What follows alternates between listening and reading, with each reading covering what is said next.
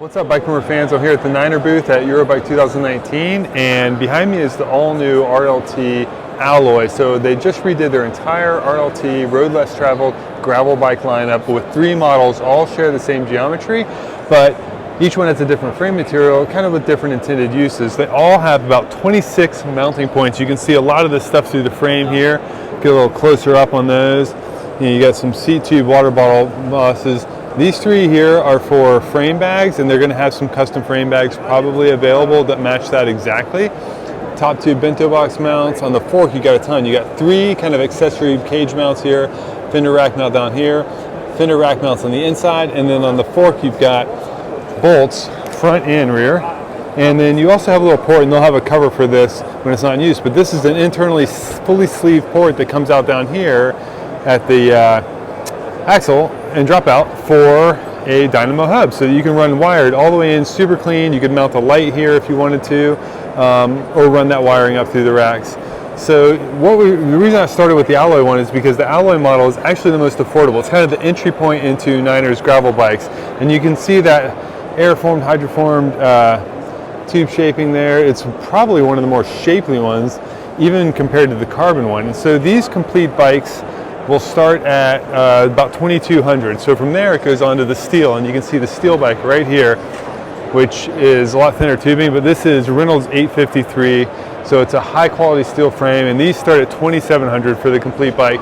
So as you can see, it's like all the same mounting points throughout the frame, all the way down the down tube, same exact stuff. So they really tried to come and make all of the bikes pretty much identical, save for the frame material. So if you want like an affordable racer, go with the alloy. If you want kind of this like do anything, take any sort of abuse frame that you can kind of travel with, this is the steel bike. So I'll show you a few more of the mounts we got back here. You got the rear rack mount, you got some mounts up here, nice little seat stay bridge on the steel one, and all of the forks also, all the bikes, they come with the new carbon RDO fork, and so what's new is that it has all those extra mounts and everything. Last up in the line for the RLTs is the carbon model. These will start at $3 grand for complete bikes, and once again you can see it's got some really nice tube shaping in here. Fattens up a bit at the front end, all the same mounts, a lot of internal mounts and stuff.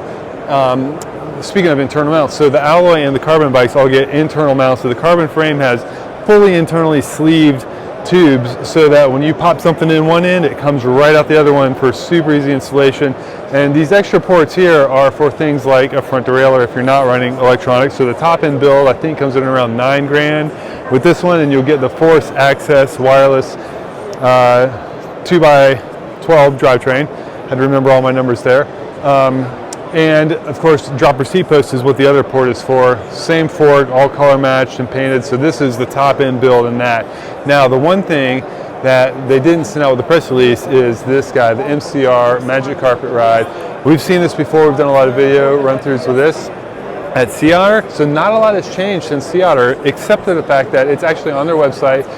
I don't know if you can pre-order it yet, but I would start talking to your dealers if you want one, because this will start shipping in November, and complete bikes will start at like $4 grand. So what we did learn is, take it in closer on the suspension here, what they've done is, in the time between now and Sea Otter, is really use that time to fine tune the suspension tune, I guess, for lack of a better word. And what it is it's such a short stroke, low volume shock that they say it's going to be really, really sensitive to what air pressure you're running. So you want to fine tune it. You want to set it at about probably 10 to 15% sag to start off, because it has a very flat suspension curve. So it's meant to use all this travel. They said if you bottom out a couple times on a ride, totally okay, and it's going to end up with about 50 millimeters of travel, or has ended up. That stuff's final. The geometry is all final. Compare that with the 40 mil travel Fox fork here at AX that we reviewed a while back when that launched a couple years ago now, and this is what it's looking like. And of course you can see, like, here's a good example of that frame bag they're going to offer at some point, and it'll have this one doesn't have it does. So there's the mounting point under there, and then the 2 volts underneath. So this thing's rock solid in there, and you can expect to see those available for the RLTs as well. So that's what's new from Niner, and stay tuned, hit like, hit subscribe, and we'll see you in the next video.